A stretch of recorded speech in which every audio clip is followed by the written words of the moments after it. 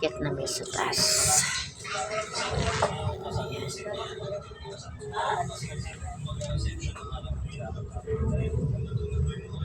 Sa po, hindi pa tapos ang nag-akyatan sa mga tao. Ayun, nag-akyatan pa. Yun, may tubo isa.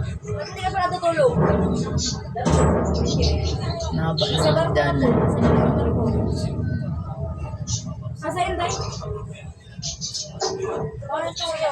Sa tubo, kung gusto niyo sumakay, sa tubo, dami pang pasahero. Anong oras na ba ngayon?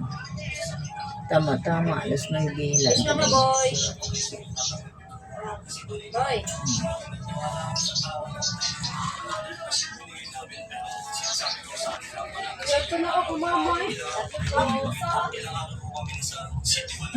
Natawag ko sa sasakay ganina kay first time na daw niya sakay ang barko.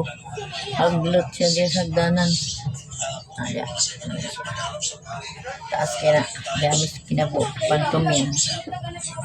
Asa na kaya yun, shout out pala sa porter na si Manoy Bong Acosta.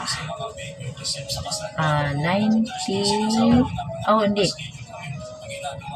69 na ang iyang edad pero porter pa yapon siya. Last 2023 siya pa lang akong porter karon sa yapon na nakailan ako niya.